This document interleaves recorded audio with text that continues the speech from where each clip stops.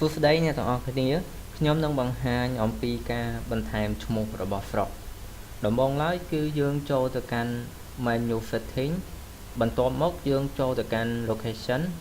បន្ទាប់មកយើងធ្វើការ click ទៅលើខ្មែរ location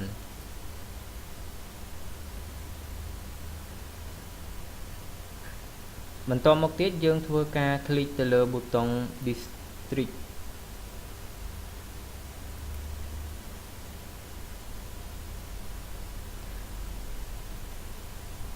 បន្ទាប់មកយើងធ្វើការ click ទៅលើប៊ូតុង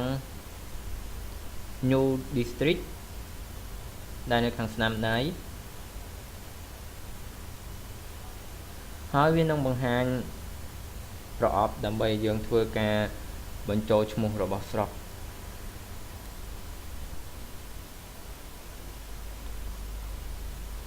បន្ទាប់មកខ្ញុំធ្វើការបញ្ចូលឈ្មោះរបស់ស្រុក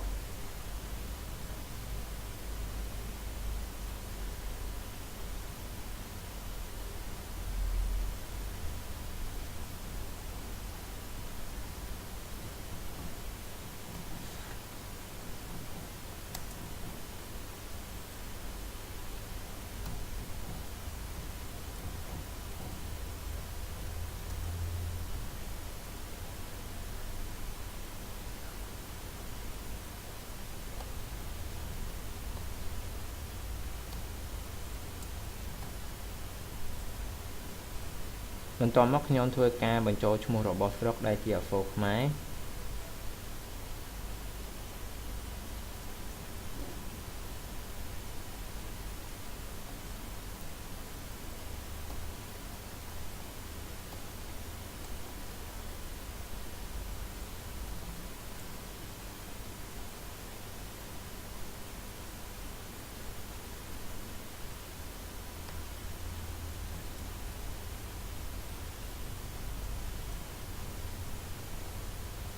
ហើយខ្ញុំធ្វើការ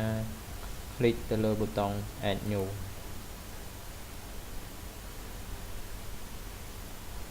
នេះគឺជាអ្វីដែលខ្ញុំបានបញ្ចូលមិញ